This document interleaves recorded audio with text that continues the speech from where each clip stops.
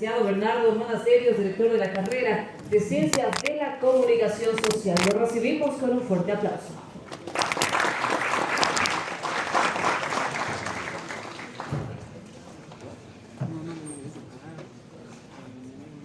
Muchísimas gracias. Es para mí un grato placer estar aquí.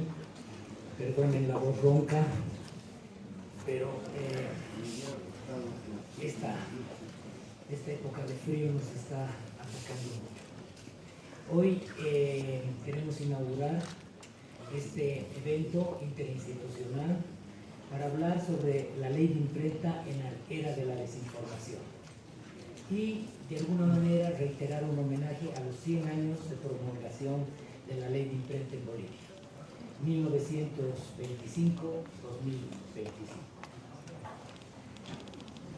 Es un honor darles la más cordial bienvenida al evento Ley de Imprenta en la Era de la Desinformación, un espacio de reflexión crítica, análisis y compromiso ciudadano con la libertad de expresión, el periodismo responsable y el derecho a la información veraz. Quiero comenzar saludando al licenciado Raúl Novillo, que nos acompaña hoy, presidente de la Asociación de Periodistas de La Paz.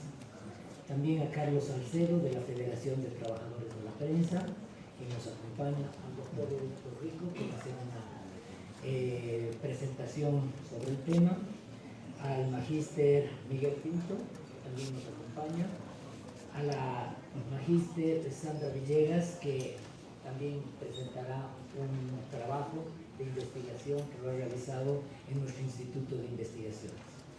Quiero pedir las excusas correspondientes.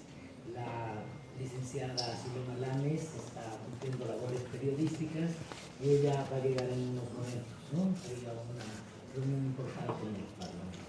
Y también la magíster Grecia América González, que también estará por sus labores periodísticas en un momento. Hoy nos convoca un tema tan vigente como urgente: el rol de la ley de imprenta, una normativa histórica y emblemática para la defensa de la libertad de prensa en nuestro país. Frente a los desafíos que plantea la era de la desinformación, vivimos tiempos donde el acceso a la información está marcado por la inmediatez, pero también por la confusión, las redes sociales, los algoritmos y la viralización de contenidos que nos obligan a repensar nuestras herramientas jurídicas y éticas. Siguiendo este proceso que nos ha llevado más de 100 años, ¿sí? La ley de imprenta es uno de los instrumentos que nos ha ayudado a proteger el ejercicio del periodismo hoy. Y me hago una pregunta: ¿qué límites deberá tener la libertad de expresión y el derecho a la información? ¿Cómo enfrentamos desde un marco legal y democrático el fenómeno de las noticias falsas, los discursos de odio y la manipulación de la información? Estas son solo algunas de las preguntas que nos gustaría a lo largo de esta jornada contestar o reflexionar. Los aportes que surjan aquí serán fundamentales para enriquecer el debate nacional sobre el presente y el futuro de la comunicación en Bolivia. Con este espíritu, agradeciendo profundamente su presencia y participación, declaro inaugurado el evento de Ley de Imprenta en la Era de la Desinformación. Muchísimas gracias.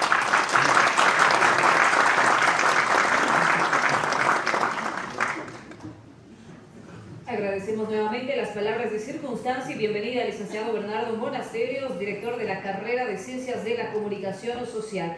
Pero a la misma vez le vamos a dar la cordial bienvenida a Carlos Salcedo, que es secretario ejecutivo de la Federación de Trabajadores de la Prensa de La Paz, quien se encuentra con nosotros y quien también va a dar las palabras de circunstancia. Le damos la bienvenida con un fuerte aplauso.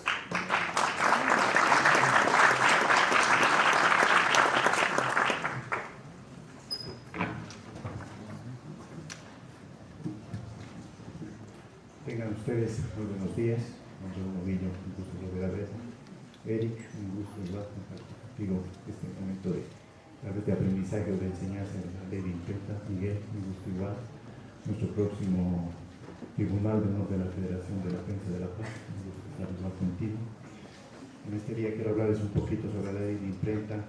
La ley de imprenta promulgada el 19 de enero de 1925 es una de las normas más antiguas del país en actual vigencia, y su importancia radica en ser pilar fundamental para la libertad de expresión y el ejercicio periodístico independiente. Esta ley ha sido clave para permitir que periodistas y ciudadanos puedan investigar, opinar y denunciar sin temor a censura previa, especialmente en un contexto donde otros poderes pueden verse tentados a restringir la crítica. La ley establece que ningún ciudadano puede ser juzgado por sus ideas y opiniones vertidas a través de la imprenta, salvo que éstas constituyan delitos específicos, columnas o injuria, como señala el periodista abogado Pedro Rivero Mercado. En una sociedad donde la corrupción ha sido persistente, la ley de imprenta ha ofrecido un marco para que el periodista cumpla su rol fiscalizador en investigar.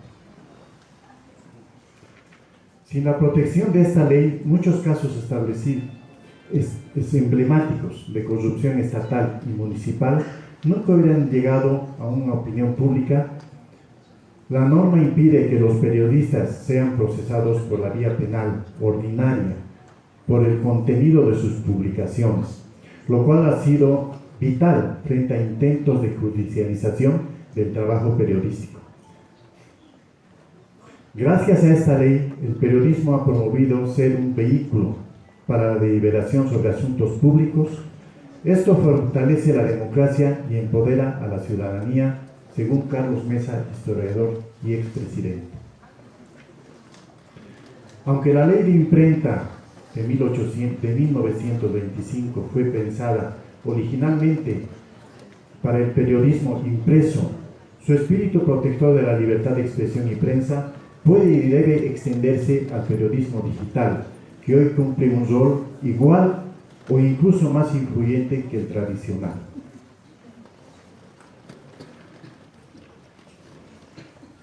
Si el periodismo no pudiera proteger la identidad de sus fuentes, muchos casos quedarían sin investigar. Por tanto, el secreto de la fuente es una garantía estructural para la existencia del periodismo de investigación, que cumple una función social de control al poder político.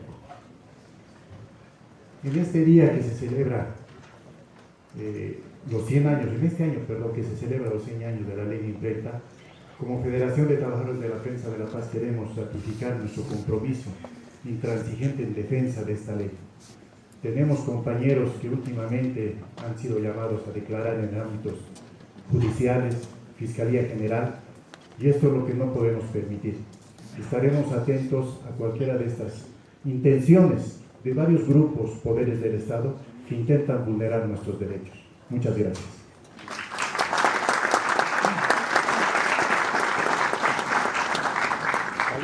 Nuevamente un agradecimiento al licenciado Carlos Salcedo, secretario ejecutivo de la Federación de Trabajadores de la Prensa de La Paz, pero a la misma vez le vamos a dar la cordial bienvenida a quien se encuentra también con nosotros, al licenciado Luis Empertegui, jefe del Departamento de la Unidad de Comunicación de la Universidad Mayor de San Andrés. Muchísimas gracias por estar esta jornada con nosotros. Sin embargo, queremos escucharlo también a usted, que está con nosotros, el licenciado Raúl Novillo, quien es el presidente de la Asociación de Periodistas de La Paz, para que dé unas palabras, por supuesto. Lo hará desde el lugar. Tengo entendido que lo intervinieron recientemente. Bienvenido. Encantadísimo, muy buenos días, encantado de estar aquí. Es un honor, en nombre de la Asociación de Periodistas de La Paz, participar de este evento tan importante. La ley de imprenta siempre ha sido un elemento jurídico que ha sido inclusive criticado en muchos gobiernos, pero está tan vigente como hace 100 años, porque sus principios son básicos. Ustedes van a apreciar a lo largo de estas disertaciones.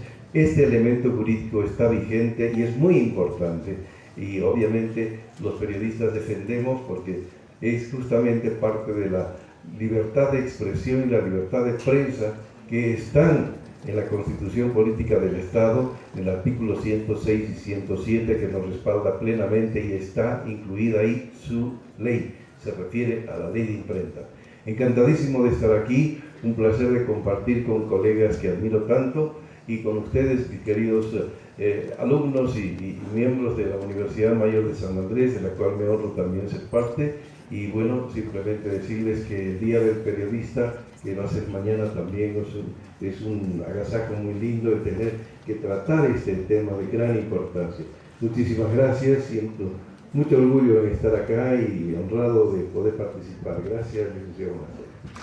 El licenciado Ramón Molina, presidente de la Asociación de Periodistas de La Paz, hago énfasis nuevamente a la presencia del licenciado Luis Emperdí, que viene en representación de la magnífica rectora, la doctora María Eugenia García Moreno. Sin embargo, también le vamos a dar la cordial bienvenida a Venus Molina, que es consejera facultativa del SECOM, para que dé sus palabras también de bienvenida a todos ustedes.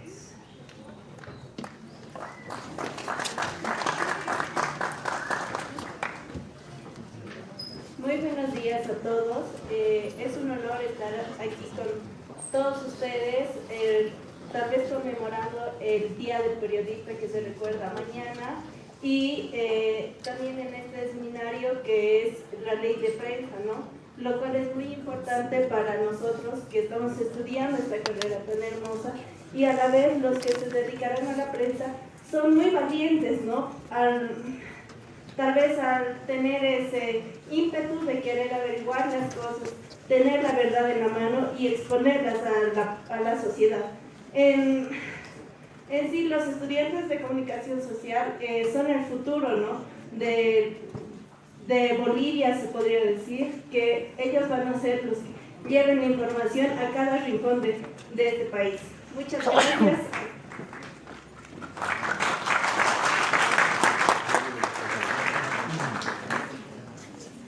Venus Molina, consejera facultativa del SECOM. Iniciamos ya la actividad, por supuesto, dándole también la cordial bienvenida en esta oportunidad a la PhD Gabriela Sotomayor Terceros, quien es la directora del EPICOM, que está con nosotros. Muchísimas gracias por su presencia también, a quien le damos un fuerte aplauso en esta oportunidad. Iniciamos ya con las ponencias dentro de esta actividad de ley de imprenta en la era de la desinformación. Quien inicia con la exposición será el PhD, doctor Eric Torrico Villanueva, pero a continuación vamos a leer un poco acerca de la reseña precisamente del experto que estará con nosotros, el doctor en comunicación por la Universidad Rey Juan Carlos en Madrid, además magíster en ciencias sociales, Facultad Latinoamericana de Ciencias Sociales en Bolivia, es licenciado en Ciencias de la Comunicación de la Universidad Católica Boliviana acá en Bolivia, además de director y maestría en Comunicación Estratégica en la Universidad Andina Simón Bolívar, responsable del proyecto de comunicación democrática y la Fundación Unir Bolivia, docente investigador de la carrera de Ciencias de la Comunicación de la Universidad Mayor de San Andrés. Además, fue expresidente del Tribunal Nacional de Ética Periodística 2015-2018. Presidió la Asociación Latinoamericana de Investigadores de la Comunicación 2004-2009. Ha publicado artículos en diversas revistas académicas y algunos de los libros son los siguientes: Abordajes y periodos de la teoría de la comunicación 2004, Norma, hacia la comunicación decolonial 2016. La comunicación pensada desde América Latina 1960-2009. Además, y repertorio de estratégico para la investigación comunicacional, pues sus áreas de interés cruzan las teorías y la investigación en comunicación y el pensamiento comunicacional latinoamericano. Una cordial bienvenida, como también un gran aplauso para el doctor Eric Torrico Villanueva.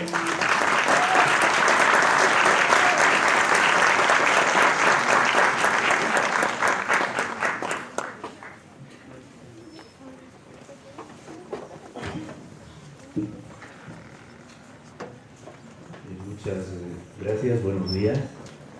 Buenos días a nuestras autoridades en la universidad, en la carrera de comunicación. Un saludo también para nuestros directivos de la Asociación de Periodistas de La Paz, de la Federación Sindical de Trabajadores de la Prensa de La Paz, a todos los colegas docentes que nos están acompañando, colegas periodistas también, y a todos los estudiantes que se han dado cita en esta ocasión. Yo quiero intentar un ejercicio de relación entre la ley de imprenta y la cuestión de la desinformación. Esto a partir de reflexionar un poco sobre los principios que están contenidos en esta norma fundamental, no solo para el periodismo en el país, sino para el conjunto de la población, porque es una norma que garantiza la libertad de expresión para todos, no solo para quienes están haciendo trabajo noticioso. Y es una norma que, como sabemos y ha sido dicho ahora más de una vez, está cumpliendo en este año un siglo de vigencia. Por algo será. Las normas generalmente se mueven con la propia dinámica de la vida nacional, pero esta se mantiene. Entonces hay que ver a qué se debe. Bueno, la desinformación creo que todos nosotros la vivimos cotidianamente. Es algo que ha existido, dicen los entendidos, desde siempre, desde que los seres humanos han empezado a poblar este planeta y han comenzado también a defender sus intereses. Entonces no es algo nuevo. Lo que probablemente sea nuevo es el carácter que ha adquirido en los últimos años. Podría decirse, también de acuerdo con varios estudiosos internacionales y nacionales, podría decirse que este nuevo carácter se ha instalado más o menos hace 2 décadas, y eso tiene que ver con el empleo creciente cotidiano de las tecnologías de la información y la comunicación, que además, como también todos lo sabemos, son digitales. Eso ha modificado la manera en que se presenta hoy la desinformación y en que se la hace y en que se la sufre. En líneas gruesas se podría decir que la desinformación es simplemente la distorsión, la falsificación de lo real. Más simplemente, más sencillamente, se puede decir que desinformación es igual a mentira, ¿no? No hay ningún misterio en torno a ello. Lo novedoso está, como les señalaba, en que se ha tecnificado esto gracias al uso de estos recursos digitales, pero también se ha extendido otra tecnificación que ya existía siquiera desde los años de la llamada Segunda Guerra Mundial, porque la desinformación responde ahora a definiciones estratégicas, ¿no? Entonces es algo planificado, es algo que recibe recursos, a veces de estados, de gobiernos, de empresas, de instituciones, de individuos poderosos, ¿no? Y se está configurando también casi como una práctica, inclusive en términos figurativos y entre comillas, como una práctica profesional, ¿no? Hay gente dedicada a desinformar. Entonces, eso es lo nuevo. La masificación tiene que ver con el gran alcance que se logra con los mensajes desinformadores actuales, gracias otra vez a las tecnologías digitales, y eso está acelerando el flujo de mensajes y su reproducción.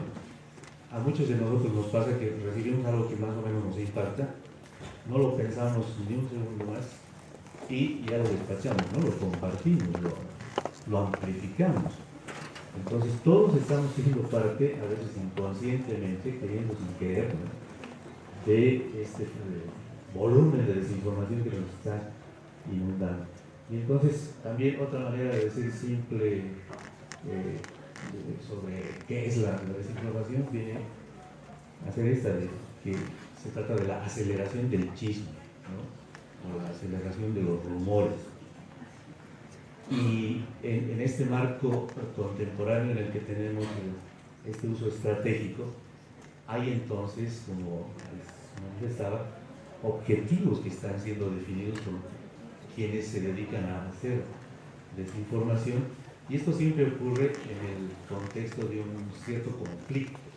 Allí donde hay conflicto, confrontación de intereses, hay alta probabilidad de que se desarrolle la desinformación. Ahí hay un recuadrito que nos recuerda que estamos en un año electoral y seguramente esta debe ser una circunstancia muy propicia para que se multiplique la desinformación. Creo que ya lo estamos viendo, ¿no?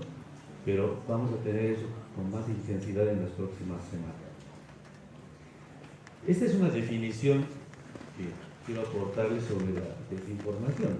Es un poco más detallada y algo, entre comillas, compleja, ¿no? La desinformación la podemos entender como una acción comunicacional distorsionadora, intencional, o sea, no es casual, no es, qué sé yo, fortuita, ¿no? Es planificada, es sistemática y además es persistente. ¿Qué es lo que quiere esta acción comunicacional? Generar dudas e incertidumbre, destruir alguna reputación, erosionar la confianza o alimentar un conflicto. O de repente todo eso al mismo tiempo.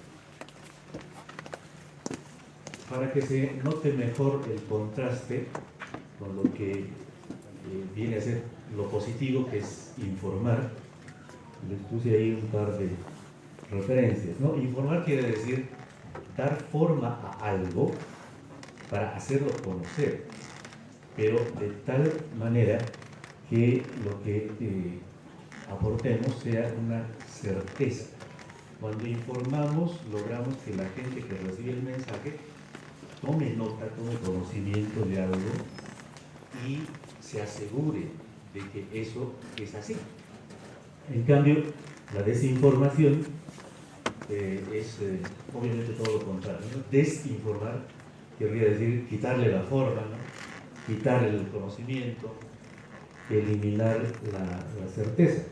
Y cuando tenemos incertidumbre, lo que se incrementa es el desconcierto, el desasosiego, la intranquilidad y el temor, el miedo. En situaciones de conflicto agudo, el miedo se puede como que amplificar, multiplicar gracias a los procesos de desinformación. En síntesis, se podría decir que la desinformación es la negación de la información, la negación, por lo tanto, de la labor noticiosa, periodística, es todo lo contrario, ¿no? de lo que hace el periodismo. La desinformación viola el derecho a la información y la comunicación, que es lo que tenemos constitucionalizado en el país, y por esa vía también representa una vulneración y un desconocimiento de la ley. Y aquí, bueno, sí podríamos hacer el vínculo de este problema, la desinformación, con lo que nos interesa ahora, ¿no? con la ley de imprenta. En nuestro país tenemos, en términos generales, unas bases normativas que protegen la información. Esas bases están principalmente en estos dos documentos. En la Constitución Política del Estado, la que tenemos vigente desde el año 2009, y en la Ley de Imprenta, que está, como sabemos, conmemorando su centenario de vigencia. En el caso de la Constitución tenemos un capítulo, el capítulo 7º, que titula Comunicación Social, y que está compuesto por dos artículos, el 106 y el 107, que primordialmente se refieren al derecho a la información y a la comunicación. Y dentro de ese derecho están contempladas varias prerrogativas que tienen que ver no solo con el trabajo periodístico, sino con el derecho de las personas a pensar y a expresarse con libertad. voy a tener que acelerarme con la desinformación. 5 minutos no me alcanzan, pero en la ley de imprenta se pueden reconocer 11 principios. ¿Sí? Los principios son preceptos que guían o que pretenden guiar el pensamiento y la conducta de las personas. Se supone que hacia el bien, ¿no? En nuestro caso, estos preceptos, por ejemplo, se refieren a cómo podemos o cómo debemos entender la información y cómo es que tendríamos que informar. En estos preceptos están contenidos entonces valores éticos, ¿no? El conjunto de valores que se puede reconocer en la ley de imprenta tiene que ver con esos 4. Hay otros más, pero estos 4 son destacables. La libertad, se defiende básicamente la libertad como un valor, como una aspiración, algo hacia lo que tenemos que apuntar todos. Los derechos, después la democracia y finalmente también la profesionalidad en el caso de quienes nos dedicamos a hacer información. Este conjunto de valores y de principios forma un régimen de protección de la información y de los informadores. Bueno, y aquí están los principios que podemos recuperar en el texto, en la letra de la ley de imprenta de 1925. Voy a leerles así rápidamente. El derecho, el respeto es el principio, el respeto del derecho general de todas las personas a pública a expresarse. Los artículos están citados ahí entre paréntesis al lado, ¿no? Está prohibida la censura previa, o sea, nadie puede decirnos de esto no se habla, ¿no? Eso ha ocurrido en algunos momentos de vigencia de dictaduras militares, pero, por ejemplo, en la democracia en que se supone que vivimos, eso es inadmisible, intolerable, y debemos rebelarnos ante cualquier intento de censura previa en cualquier nivel, ¿no? Está contemplada en la ley de imprenta la responsabilidad de los periodistas que en algún momento pudiesen cometer faltas o delitos de imprenta, que también están señalados, tipificados en esta norma. Hay una descripción de qué se entiende por falta de imprenta y qué se entiende por delito de imprenta. Los delitos están clasificados en 3 grupos. Hay unos delitos contra la Constitución, otros contra la sociedad y finalmente unos delitos contra las personas. O sea, el periodista no es alguien así que puede hacer lo que le venga en gana, ¿no? Sino que hay unos límites. Nuestro director se preguntaba al respecto, ¿no? De cuáles serán los límites de la libertad de expresión. Bueno, aquí hay una previsión en ese sentido. Después, algo que ha sido señalado por nuestro secretario ejecutivo de la Federación de la Prensa. ¿Tendrá necesidad esta ley de ser actualizada, dado que ahora muchos de los flujos informativos se desarrolla más allá de los medios tradicionales? Y en la ley hay una respuesta, ¿no? En el artículo 2 se dice que las disposiciones de esta ley pueden ser aplicadas a cualquier otro modo de exteriorizar y difundir el pensamiento. O sea, esta ley sirve para absolutamente todos los soportes mediáticos que uno puede utilizar para distribuir información. Y ahí entran obviamente las plataformas y redes digitales. El secreto de fuente que ha sido mencionado antes está garantizado por la ley de imprenta. No se debe tampoco tolerar que una autoridad pretenda hacer que el periodista devele la fuente de la información que le puede estar afectando a esa autoridad, porque normalmente eso sucede, ¿no? Cuando alguien entra en cuestionamiento, quiere saber de dónde salió el dato, y hay una garantía para que esto se mantenga en reserva. Está contemplada en la ley de imprenta esta prerrogativa de quienes hacen información para poder criticar y cuestionar, como dice ahí literalmente, los derechos de la Constitución o de los actos legislativos, administrativos o judiciales. Estamos en posibilidad bajo garantías de la ley, de criticar al poder. O sea, el poder no es incriticable, ¿sí? El poder está a cargo de una gente a la que nosotros hemos elegido circunstancialmente, ¿sí? Son nuestros mandatarios. O sea, ¿qué quiere decir eso? Que nosotros les damos el mandato que deben cumplir. No es que son nuestros jefes, ¿no? A veces entendemos eso al revés. Y eso sirve para todos los niveles de gobierno.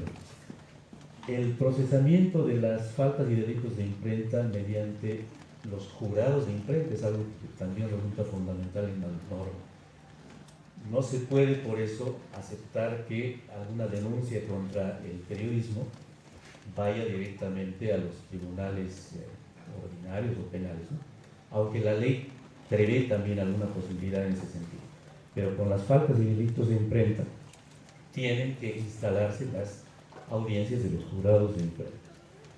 Las sanciones para los infractores son económicas, no puede haber otro tipo de sanción.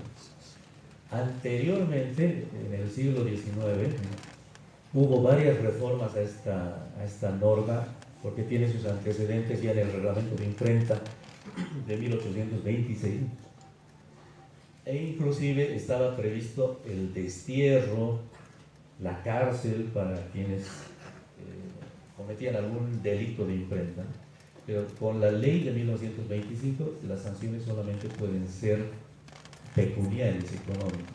Y esto, por ejemplo, está vulnerado por la ley antirracismo que se ha aprobado en 2010, cuyo reglamento abre la posibilidad de la cárcel para los periodistas, ¿no? E inclusive también viola en otro nivel esta ley de imprenta, esta ley antirracismo, porque abre igualmente la posibilidad de clausurar a los medios.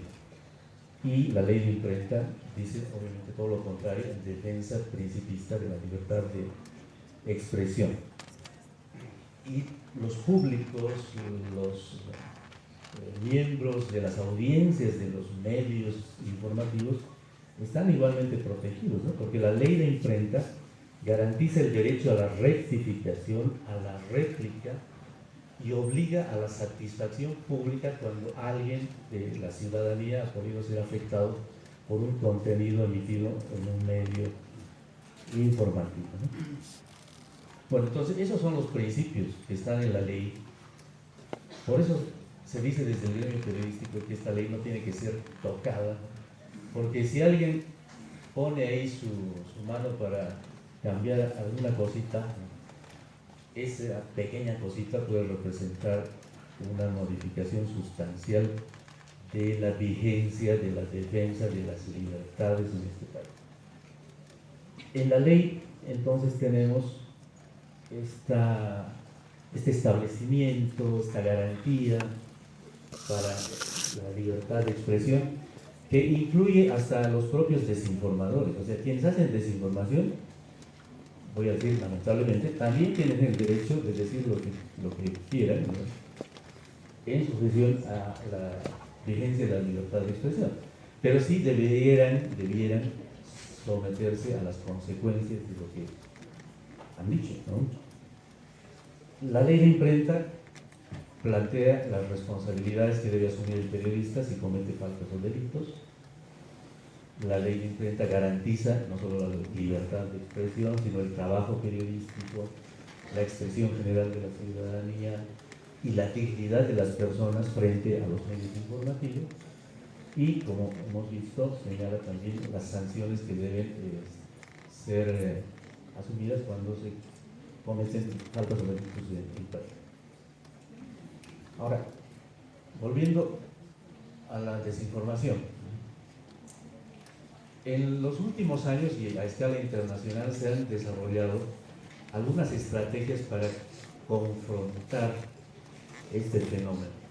Porque ¿qué hacemos con la desinformación? No simplemente tenemos que aguantarnos, ¿no?, y decir así es la vida y de modo. Lo que para empezar tenemos que hacer es no desinformar nosotros mismos. Pero hay unas estrategias que están siendo aplicadas para intentar contrarrestar la avalancha desinformadora que hay en el mundo. Aquí les he citado las 5 más importantes. Una es la que se llama moderación de contenidos, que está a cargo de los responsables de las grandes plataformas globales, ¿no? Aunque no hay mucho que confiar en ellos. Por ejemplo, en los últimos meses, después de la subida al poder del señor Trump en los Estados Unidos, en Facebook han retirado la actividad de moderación, ¿no? Entonces, eso es como un filtro, ¿no? Cuando hay contenidos perniciosos, la plataforma puede silenciarlos, pero ahora no, se han liberado algunos contenidos, pero es una de las vías para reducir un poco la desinformación. La verificación de noticias, ¿sí? El fact-checking, ¿no ven? Que es una verificación a posteriori, lamentablemente ese es el defecto, porque ya salió la noticia que puede ser mentirosa, ¿no? Y después recién la chequeadora se ocupa de ver si es verdad o no, y si dice que no es verdad, ¿cuánta gente de la que ya leyó la noticia que salió por algún otro medio se entera de esa aclaración? Es un trabajo como que no tiene muchos resultados, ¿no? Pero es otra de las estrategias para enfrentar la desinformación. La alfabetización mediática e informacional es algo que, por ejemplo, están aplicando algunos estados. En Bolivia eso no existe. Debiéramos tener esto como una exigencia ciudadana, porque esto requiere que se incorpore formación, capacitación desde las escuelas, para que seamos críticos al recibir y al producir mensajes en las plataformas y redes. Después, la transparencia activa, que tiene que ver con el actuar de las instituciones del Estado. La transparencia debiera ser algo que sale de su propio interés. No debieran esperar esas instituciones que alguien les venga a preguntar qué es lo que han hecho con el proyecto no sé qué, con los fondos de no sé cuál, ¿no? Sino que debieran informarnos permanentemente. Eso tampoco ocurre normalmente, o a veces tenemos unas audiencias, ¿no? En las que las instituciones presentan algunos resultados de sus acciones a sus propios amigos y reciben aplausos y creen que ya resolvieron todo con ellos. Bueno, y finalmente, y está en negrita, para resaltar un poco, tenemos al periodismo. El periodismo es la gran estrategia contra la desinformación, porque el periodismo es el que verifica las noticias antes de publicarlas. No hay que esperar nada más. El periodismo le da orientación a la gente para entender lo que está pasando. El periodismo se trabaja con criterio analítico.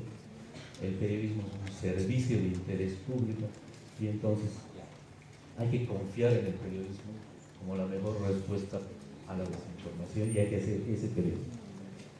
En consecuencia, para contrarrestar la desinformación, si asumimos todos los principios que están presentes en nuestra ley de imprenta, vamos a poder lograr un periodismo de calidad, porque ese es otro de los retos, ¿no? No todo periodismo es bueno, lamentablemente. Hay que apuntar a un periodismo de calidad que sea garante para la ciudadanía y la democracia, y que se asiente en la ley de imprenta, que es a su vez una garantía para el periodismo y para la ciudadanía. Esta sinergia entre ley de imprenta y periodismo de calidad es la apuesta que nosotros todos, quienes estamos ligados en comunicación, deberíamos asumir diaria y valientemente. Muchas gracias.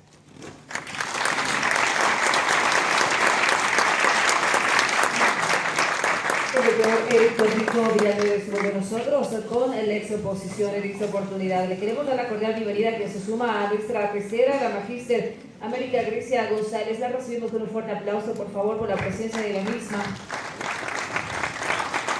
Bien, a continuación seguimos con las exposiciones. Le quiero dar la cordial bienvenida al magíster Miguel Pinto. En esta oportunidad vamos a saber un poco acerca de la reseña y la hoja de vida. Es periodista, se tituló en la carrera de Ciencias de la Comunicación Social de la Universidad Mayor de San Andrés de La Paz, Bolivia. Es autor de los libros 1970, cuando los periodistas se enfrentaron al poder, y Lecciones del Levantamiento Popular del 12 y 13 de febrero. Dos crónicas que tratan de momentos de crisis nacionales general en esta oportunidad. Pero por otro lado, le vamos a dar la cordial bienvenida, y llegó el momento también para que pueda dar su exposición correspondiente a la magíster América Grecia González, de quien también les voy a leer un poco de su reseña antes de ingresar con el magíster Miguel Pinto. Magíster en Investigación en la Historia de la Universidad Andina Simón Bolívar, sede Ecuador, y licenciada en Ciencias de la Comunicación Social por la Universidad Mayor de San Andrés. Trabajó como periodista de género, cultura, interculturalidad y descolonización en la educación radiofónica de Bolivia. También publicó diversos artículos y reportajes en periódicos como La Razón, Página 7 y Cambio. Fue co-conductora del ciclo de análisis histórico de la prensa, transmitido por las radios La Doble y Gente. También ha participado en diversas investigaciones histórico-periodísticas. La cordial bienvenida a la magíster Grecia América González. Antes del mismo, se tiene 15 minutos de duración para dicha exposición. Un fuerte aplauso para la magíster.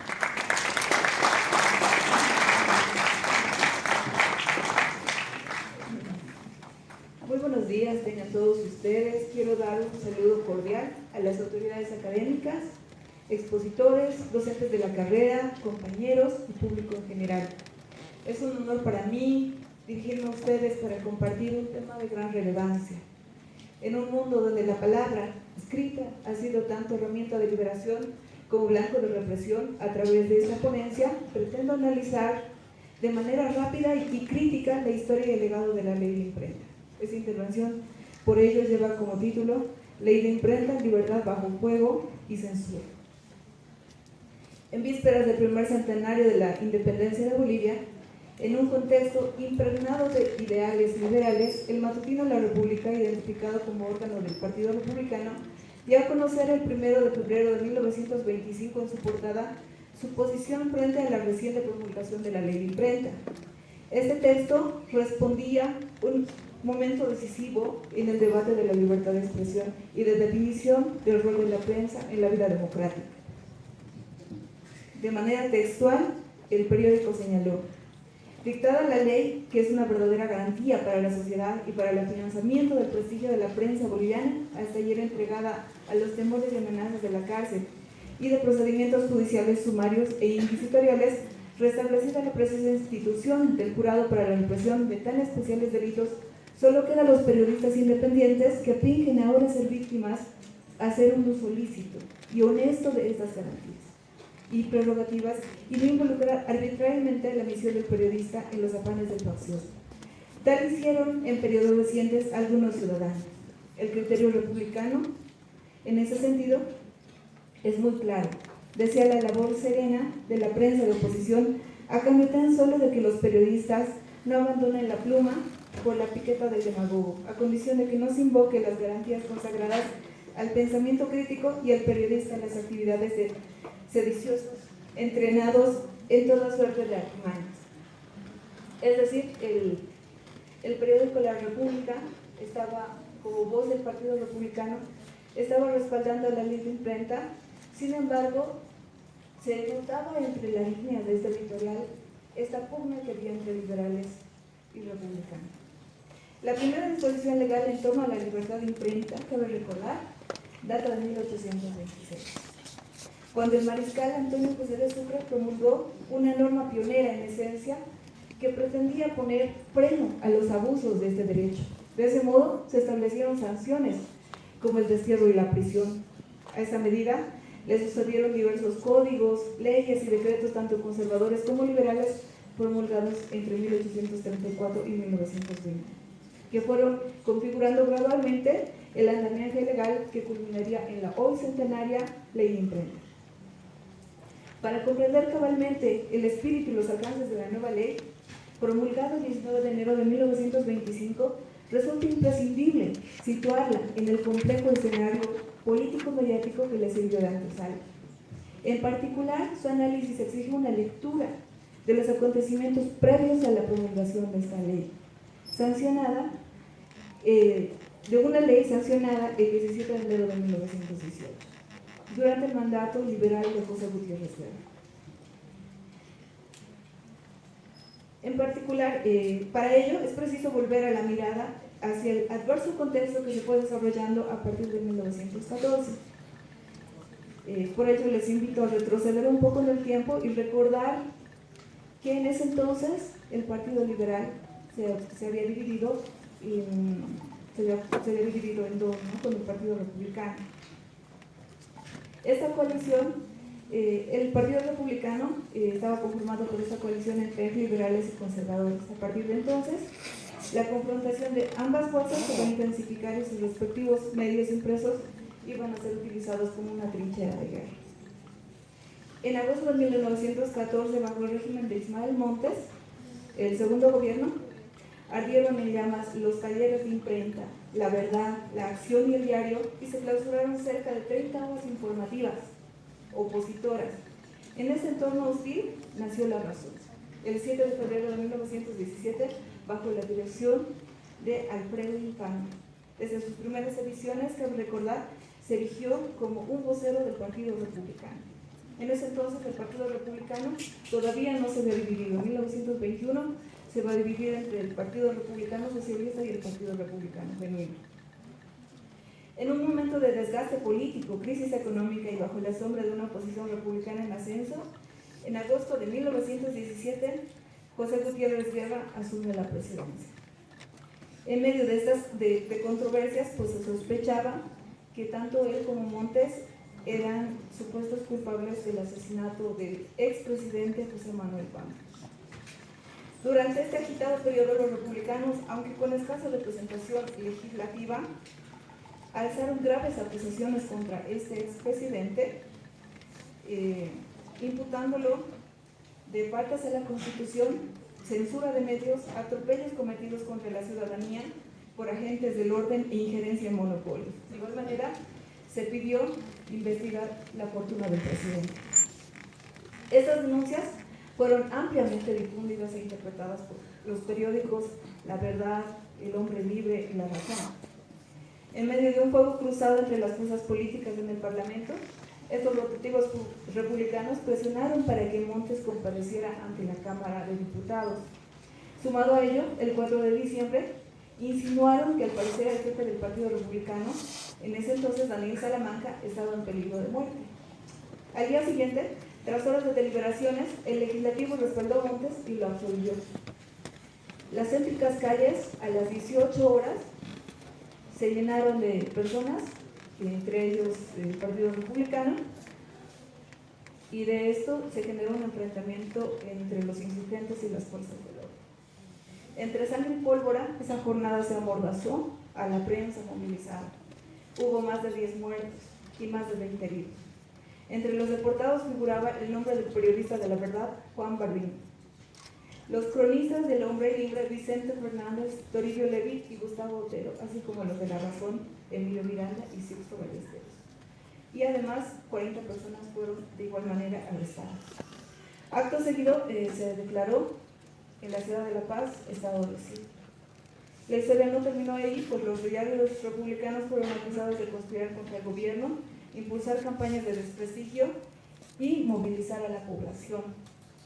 El 13 de diciembre, el ministro de Gobierno, Julio Zamora, manifestó la urgencia de reformar la ley de imprenta. En un discurso que él realizó en el legislativo, dice de manera textual: debemos decir de una vez, la ley de imprenta es un sarcasmo, porque entrega la peligrosa arma de la pluma a cualquier desalmado de las ideas. La entidad periodística, que bien pudiera ser considerada como una fuerza que impera en los entendimientos por encima de los poderes del Estado, ha usurpado dentro de nuestras costumbres demasiadas atribuciones sin freno alguno. 4 días después se emitió un decreto con el fin de modificar este reglamento de imprenta vigente desde el 6 de diciembre de 1900. De esa manera, las calumnias, injurias y otros delitos cometidos a través de los medios impresos pasaron a ser juzgados por los tribunales ordinarios, conforme al Código Penal.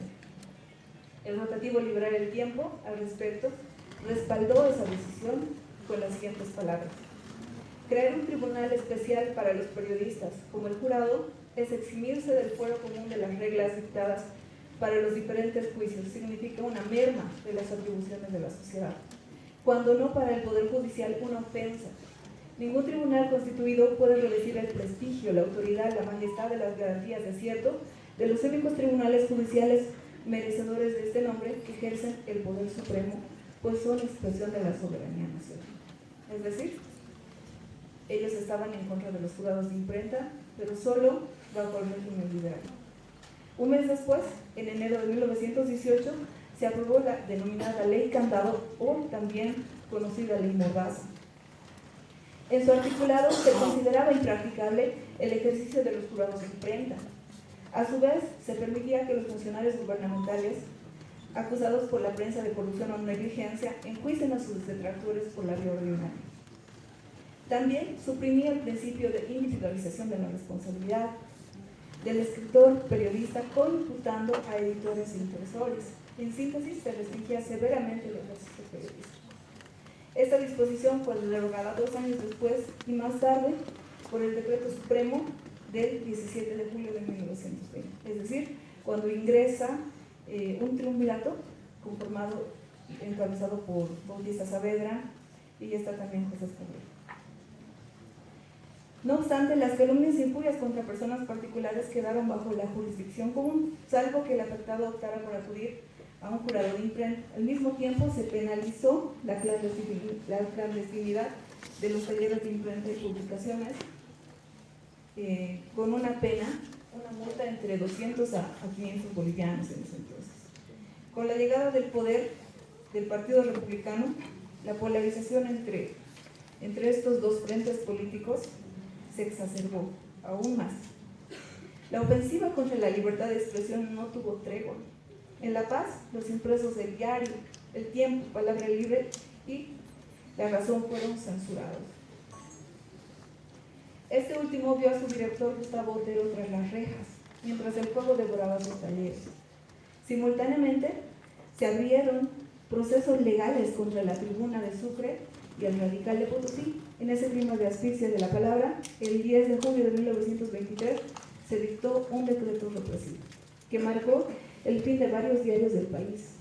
Acto seguido, El Oriente de Santa Cruz, El Porvenir de Beni, La Prensa de Oruro y El Tiempo de La Paz fueron clausurados.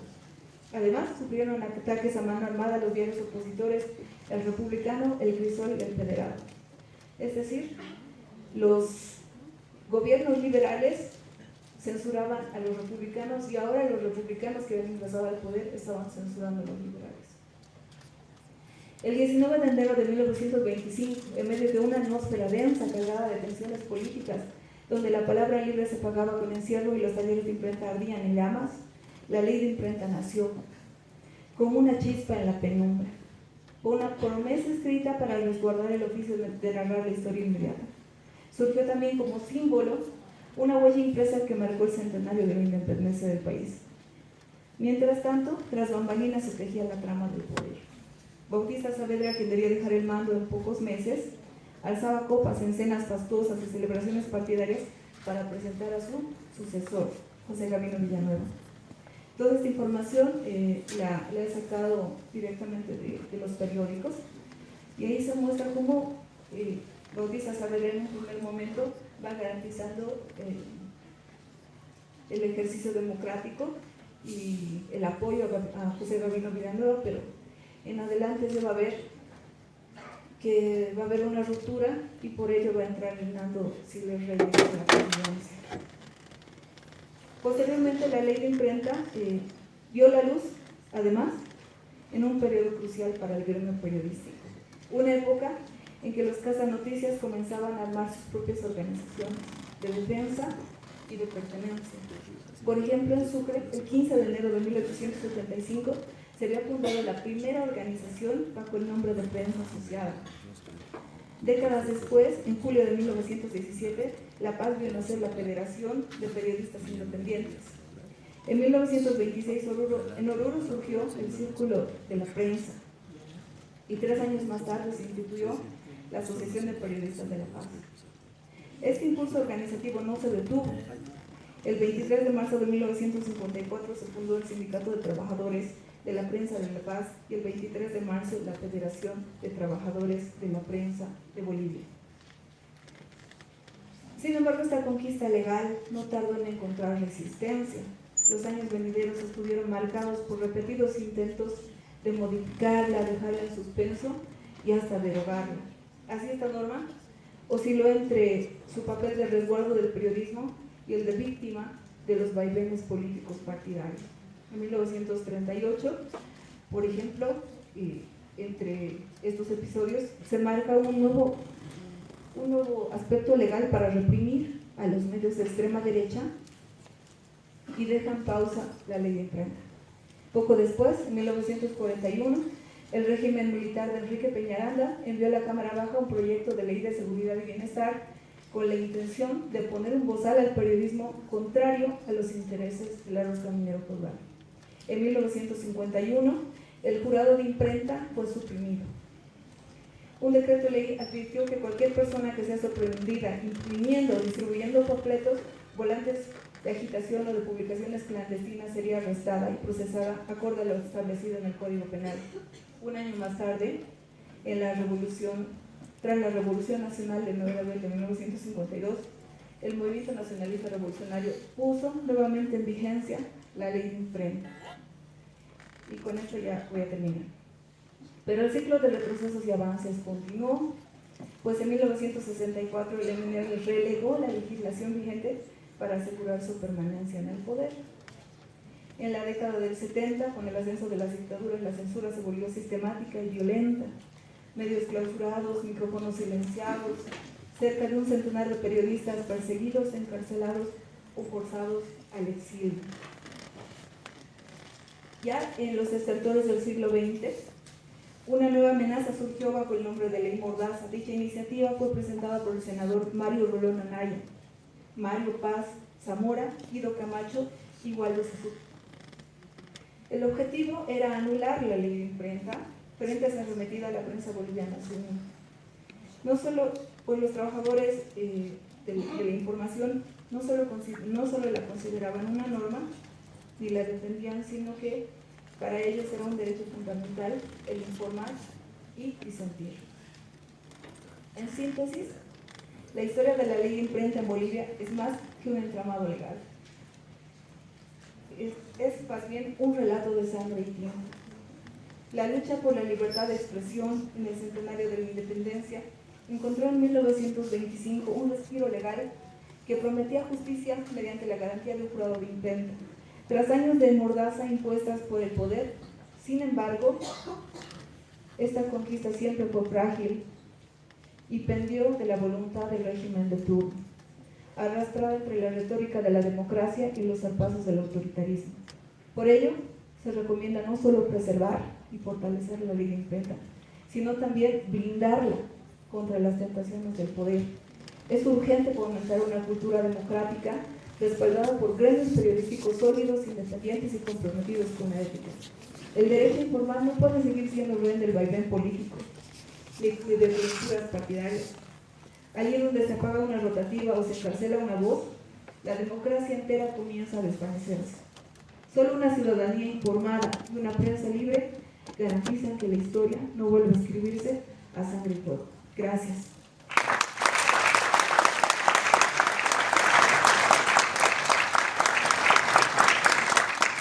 Gracias una vez más a la magíster Grecia América González. Pues a continuación le vamos a dar la cordial bienvenida al magíster Miguel Pinto. Una pequeña reseña: el periodista se tituló en la carrera de Ciencias de la Comunicación Social de la Universidad Mayor de San Andrés. Además es autor de los libros 1970, cuando los periodistas se enfrentaron al poder, y Lecciones de Levantamiento Popular del 12 y 13 de febrero. Dos crónicas que retratan dos momentos de crisis nacional general. Es docente además universitario de investigación en comunicación y periodismo hace 15 años. Tiene trabajos publicados en varias revistas, periódicos nacionales e internacionales. Fue secretario ejecutivo y miembro del Tribunal de Honor de la Federación de Trabajadores de la Prensa de La Paz. Lo recibimos con un fuerte aplauso.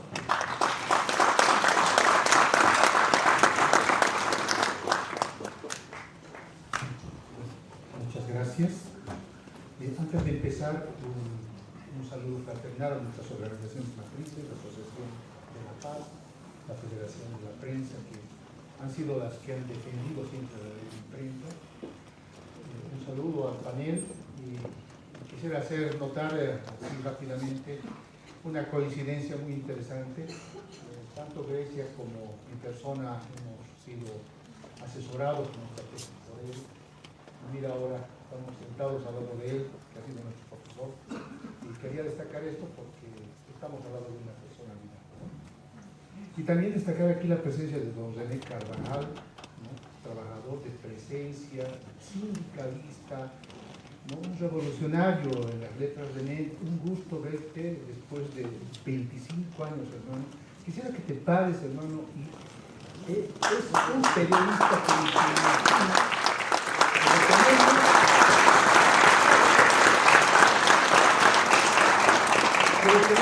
nuestras filas y participando de nuestros eventos y siempre cuestionando, ¿no es cierto?, la actividad sindical que a veces no estamos cumpliendo.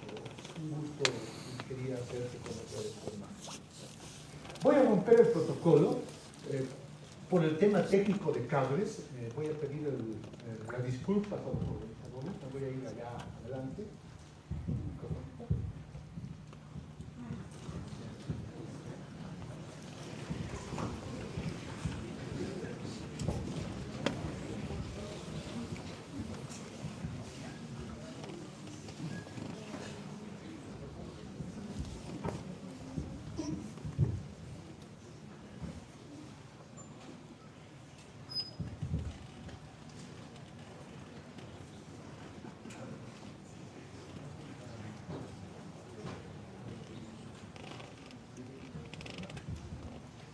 Bueno, con 15 minutos, yo sé que son muy taxativos en eso.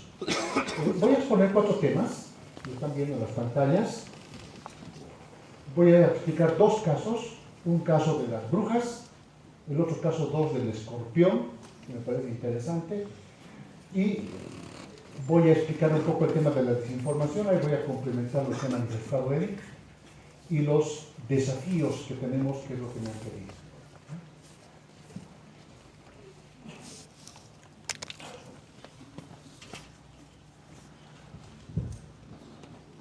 Una pregunta que me he estado haciendo en estos últimos 3 años, y lo saben mis estudiantes, es ¿qué leen? Porque han cambiado las generaciones. ¿O qué leen en este momento los jóvenes? ¿O qué están produciendo los jóvenes?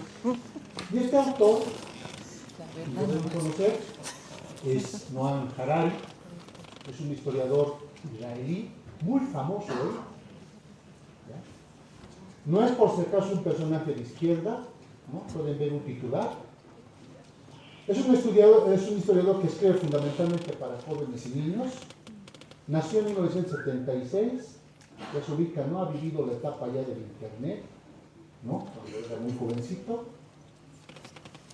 Uno de sus textos centrales se llama Sapiens, de animales a dioses. Ahí están los datos. Es un bestseller. 23 millones de textos vendidos hasta el 24. Es un texto histórico sociológico, y la tesis central que mantiene es que la historia de la humanidad hasta su posible desaparición. Él habla de la desaparición del Homo sapiens muy pronto. Esa es la tendencia. Muy polémico, por supuesto. Pero no me voy a quedar con ese texto. Lo que me interesa es destacar este, que se ha publicado en septiembre del año pasado. Se llama Nexos, es una breve historia de las redes de la información, desde la edad de piedra hasta la inteligencia artificial. Tiene 602 páginas, yo tengo la edición para Pieri, 100 hojas de notas bibliográficas, está bien documentado. Es un libro histórico, sociológico y comunicacional. Yo creo que este texto sí o sí lo deberíamos ver. Y hay jóvenes en el mundo, por lo menos lo que dice, más de 20 millones que están leyendo el libro. ¿Cuáles son sus tesis que plantean el texto Harari? La primera tesis dice que los hombres arman narrativas. Por ejemplo, la Biblia, el Corán, el estalinismo, ¿no? Y hoy la IA, la inteligencia artificial. Esas narrativas son verdades absolutas. Conforman una burocracia que defiende estas ideas absolutas y son impulsadas a través de la historia por las nuevas tecnologías. Y él te cuenta cómo la ley de imprenta, por ejemplo, ha servido a determinados propósitos, cómo la radio ha servido para el fascismo y la televisión para la implementación del capitalismo moderno, etcétera, etcétera. Que no voy a explicar eso por el tiempo. Además dice, esta mezcla forma redes sociales. El tema de las redes sociales no es de hoy, no es de estos últimos 30 años. Las redes sociales, dice él, se han empezado a formar ya desde el 15 con estas tecnologías, desde el siglo XV. Y con la imprenta, que ha sido el descubrimiento que él dice más importante que ha tenido la humanidad, ¿no? Después viene la inteligencia artificial y todo esto, lo hablamos más adelante, ¿no? Se fortalecen las noticias falsas. La modernidad tiene una red especial, no lo voy a explicar, está ahí, lo pueden leer. Y lo que me interesa es destacar sus conclusiones. Él dice que el crecimiento de la información no nos lleva a la verdad. Esa es una tesis central. Nos genera sostenimiento del orden, más bien, la mentira, las noticias falsas y la persecución. Y a partir de esto, él, durante todo un capítulo, analiza la inteligencia artificial. ¿Qué es la inteligencia artificial hoy? Ahora voy a pasar con este marco rápido de lo que son las redes de información mentirosas que él llama él, ¿no? Que es un fenómeno global, al caso 1 de las brujas. Le dedico un capítulo, lo estoy poniendo aquí porque me ha sorprendido, quisiera contárselos a ustedes. Dice que la ley de imprenta, la imprenta más bien, ha creado un libro que ha sido poco estudiado y que hoy está siendo estudiado, que se llama El martillo de las brujas. Miren la fecha, 1487, es de Kramer, ¿no? Son dos autores en realidad. Aquí están sus primeras páginas, que lo pueden encontrar en internet. Y él plantea un fenómeno que aparentemente parece ser actual, esto de las noticias falsas, y él dice que no es así. Esa es la tesis novedosa. Dice que ya con este libro, ¿no?, se planteó que miles de mujeres hicieron un pacto con el diablo. Este libro ha sido fundamental, ha sido el bestseller de la época, ha sido el Sapiens de Harari de la época. Se tradujo a casi todos los idiomas de Europa. Fue el que más se vendió. Dicen que es el tercero, ¿no es cierto?, en las ventas de libros de la época. Sabemos que es la Biblia, el primero, ¿no? Un segundo por ahí, y este sería el tercero. Destaca en este texto que el rumor ha sido un elemento central para viabilizar estas redes de la falsedad. Se usaron libelos también, impresos, ¿no?, sin nombre, estos libelos, nuestros panfletitos que uno reparte y no sabe quién ha hecho, ¿no?, que hoy se ha modernizado, ¿no es cierto?, con el internet, vamos a discutir después. Y se inventó la narrativa sobre una confabulación internacional, ¿no? Ahí está esa fotito, retrata muy bien, es un cuadro, ¿no?, que retrata muy bien de cómo las brujas adoran al diablo. Aquí hay otra, las brujas eran poderosas, dicen, por eso había que perseguirlas, hacerlas confesar y ejecutarlas, quemarlas, ¿no? Resultado de este libro, eso es lo que quiero que vean, y el texto se documenta muy bien, dice que son cerca de 1 millón de asesinados sin respetar la presunción de inocencia. Lo he puesto en rojo, la presunción de inocencia, porque después vamos a volver a tocar esto. Ahora quiero tocar el caso del escorpión. Ahora sí, hermano. Vamos a escuchar un minutito el caso del escorpión.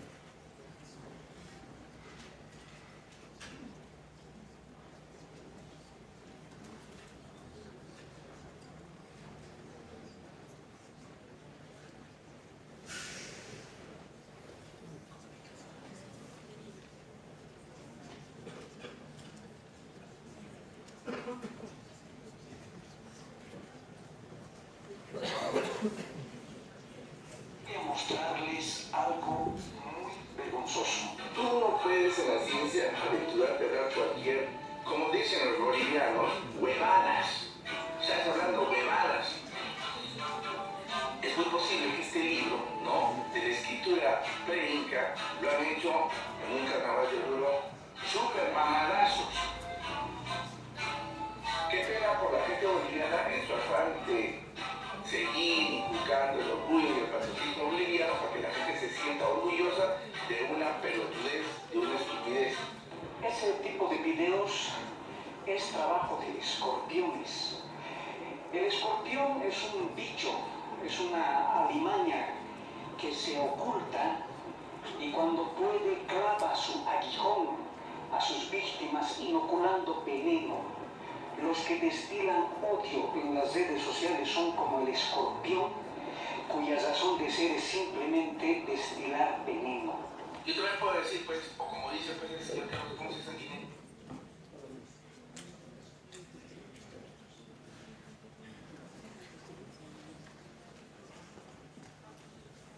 ¿qué cuestión? Este suceso que estoy poniendo como ejemplo me ha hecho cambiar otro, que tenía que salir con periodistas amigos, pero he hecho uno más suavito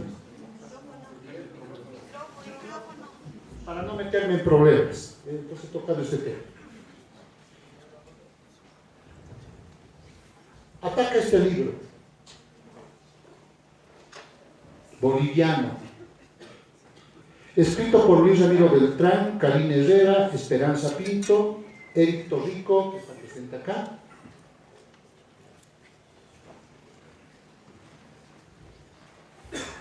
Vean cómo ataca. Los boliví, no voy a decir lo demás, son capos. Dicen que, no voy a repetir la palabra, y lo que se plantea, ¿no? Y hace un trabajo, básicamente una crítica de 20 páginas del texto, aquí tienen las 20 páginas, sobre el tema de los quipus.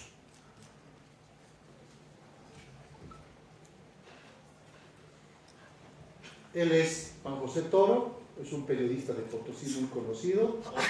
¿Cuántas batallas hemos estado en la federación con él, no? En los congresos. Defiende el libro, lo califica de escorpión. Y cuando parece que todo se había tranquilizado, más bien, en vez de recular este personaje que insulta, ni revisando las páginas del libro, insulta toda una investigación que ha costado, pienso que 5 años por lo menos realizar, se gana una pateadura en vez, ¿no es cierto?, por este personaje en las redes. Y el escorpión, como pueden ver en la foto, refuta con internet, con Google. Y ojo que no es el Google académico, es el Google normal.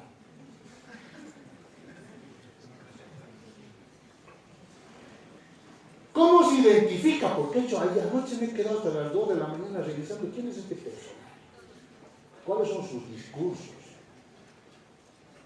Huiracocha Camayoc, biólogo, herpetólogo, reptiles y anfibios y especialista en anfibios acuáticos, tiene página en YouTube, tiene TikTok, tiene Facebook.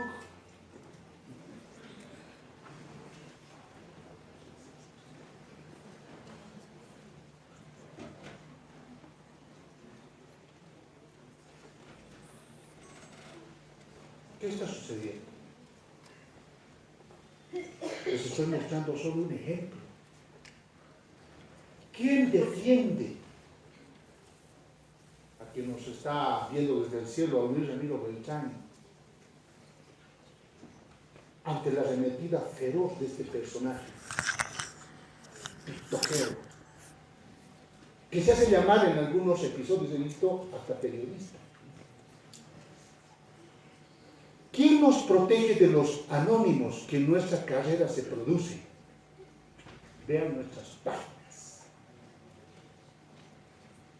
Y ojo, estos videos han sido compartidos por compañeros, ¿no es cierto?, en páginas, ¿no?, que ellos siempre comparten, cuestionando y criticando, ¿no?, y queriendo mostrar y queriendo desprestigiar este libro. ¿Saben lo grave que es esto? Y esto se ha vuelto normal.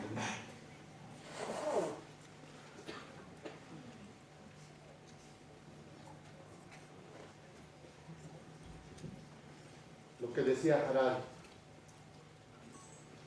se ha masificado la desinformación y estamos en peligro.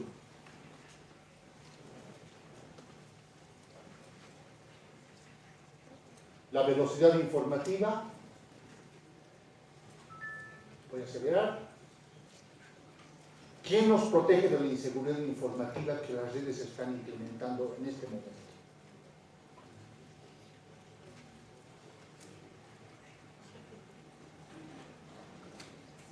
Y por eso he hablado de Harari. Él dice, con los estudios que se han hecho, que la inteligencia artificial, sumada con la computación última, cuántica, va a ser norma la aplicación y la profundización de la era de la desinformación, que incluso puede llevar al acabose de este ser humano que hasta hoy ha dominado este mundo. Esa es la tesis de Harari. Cuando les he puesto los dos ejemplos, nos resume esto. Estamos viviendo en una etapa, así como es genial el Internet, porque uno se sabe utilizar, lo puede utilizar muy bien, pero también tiene estas sombras y es el fascismo digital.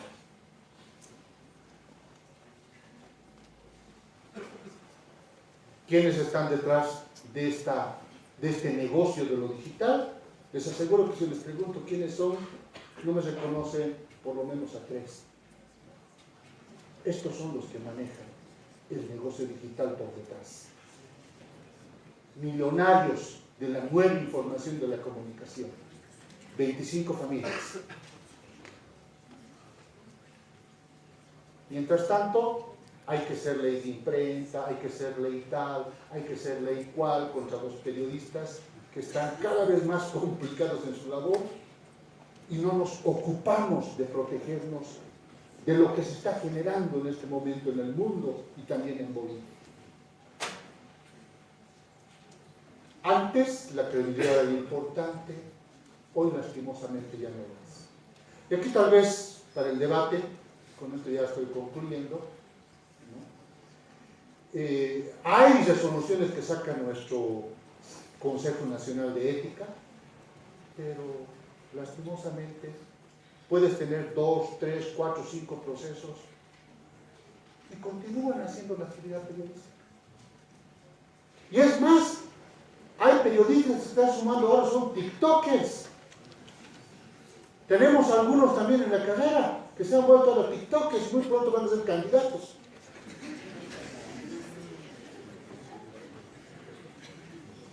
La democracia está cuestionada, a mí me parece que esto es muy preocupante. La desinformación está encima.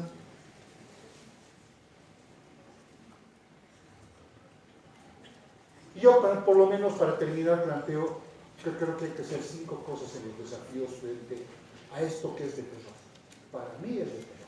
La mala utilización de las nuevas tecnologías.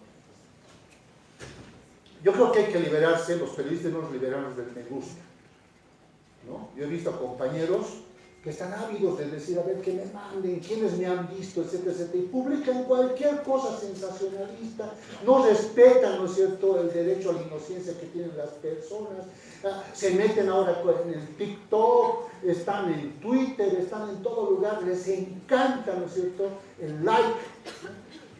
Yo creo que el periodismo serio tiene que liberarse de esto. No debería ser una traba para nuestra función. Segundo, hay que autorregular estos nuevos fenómenos.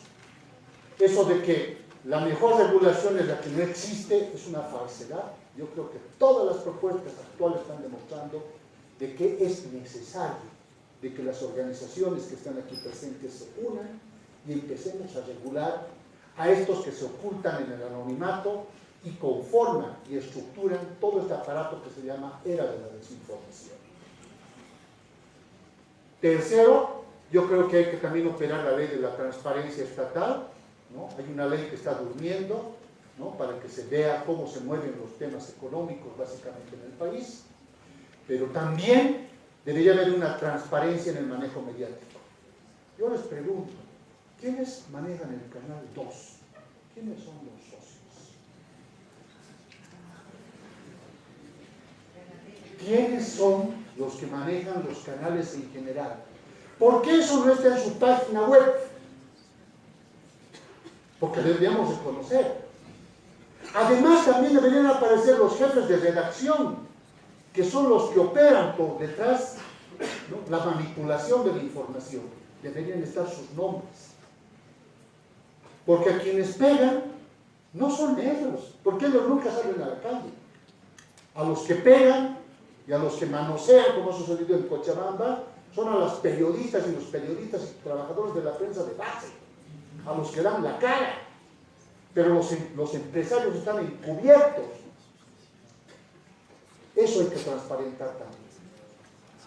Y lo que ayer me ha parecido feliz, he escuchado una noticia de que nuestra carrera va a implementar el Observatorio de Noticias. Felicidades, Gabriela, yo creo que eso es importante, porque ahí vamos a descubrir cómo están manipulando los medios, pero también esto debería ser para ver estos casos, ¿no es cierto?, de persecución, de brujas, de caza de brujas, que se da a través de las redes informativas y las redes en general.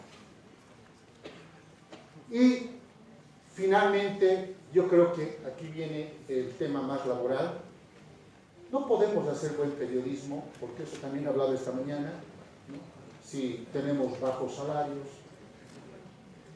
Yo me recuerdo que en el periódico donde ingresé a trabajar a última hora, tenía 4 personas que vigilaban mi trabajo. Yo hacía las notas en la calle, mi editor, ¿no es cierto?, era un mexicano, yo tenía un primer filtro, jefe de informaciones Ricardo Zelaya era el segundo filtro, Raúl Peñaranda, jefe de redacción, era el tercer filtro, Peñalosa, que era un editor general, era el 4.º filtro, y después pasaba al director. 4 filtros, 5 filtros para sacar una información. Hoy, por el tema de la crisis, se han cortado esos filtros, necesitamos competir con las redes para sacar inmediatamente y estamos quebrando, destrozando la labor periodística. Yo creo que esas condiciones laborales también tenemos que empezar a pensarlas si queremos hacer un buen periodismo. Bueno, con eso me quedo y disculpa por el pasado de los minutos. Muchas gracias. Por la exposición en esta jornada, y ustedes a través de las redes sociales han debido ver las publicaciones de la actividad que se está realizando en esta oportunidad. Nos llegó el momento de presentar el último número de la revista boliviana de estudios en comunicación, saberes y diálogos, y para este cometido le damos la cordial bienvenida a la PhD Gabriela Sotomayor Terceros, directora del IFICOM, a quien recibimos con un fuerte aplauso.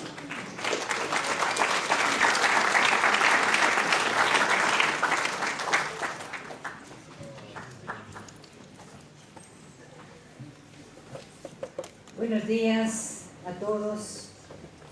En primer término quiero felicitar al licenciado Bernardo Monasterios por la iniciativa de organizar este encuentro intergeneracional para reflexionar sobre la ley de imprenta y la desinformación, un tema muy importante que preocupa en las aulas, preocupa en las calles, preocupa en los medios. Creo que es un espacio muy importante, ¿no? Saludar a Eric Torrico, doctor Eric Torrico, un gusto estar acá, Miguel Pinto, Bernardo Monasterios, director de la carrera, América González.